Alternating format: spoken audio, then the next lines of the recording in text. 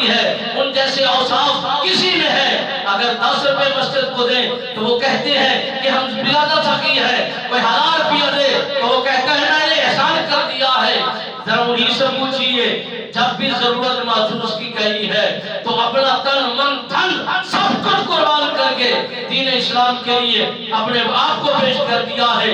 نہ تجارت کی پرواہ کی ہے، نہ اولاد کی پرواہ کی ہے، نہ کسی مال کی پرواہ کی ہے۔ اگر پرواہ کی ہے تو دین اسلام کی پرواہ کی ہے۔ اسی پر مٹنا ہے، اسی پہ مرنا ہے، اسی پہ جھکنا ہے، اسی پہ راضی رہنا ہے۔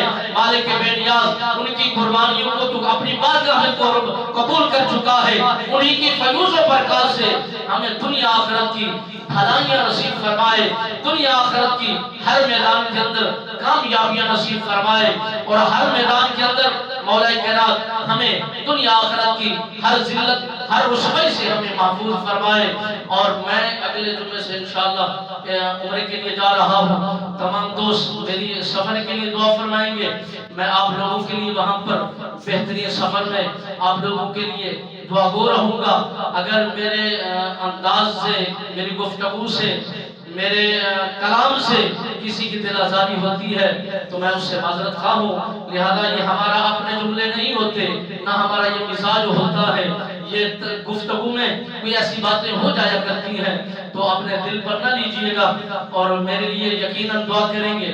میں آپ کے لیے سوار کو 10 بجے میری روانگی ہے، تو اب انشاءاللہ میرے لیے دعا کریں گے، میں آپ کے لیے دعا کروں گا۔ مالک بے نیاز وہ مقام، وہ شان اور وہ گھر، وہ در ہر کسی کو نصیب فرمائے۔ 18 میں بھی میں ہو کے آیا ہوں، اب پھر خالق مالک نے میرا بلاوا قبول فرمایا ہے، پھر ہم جا رہے ہیں۔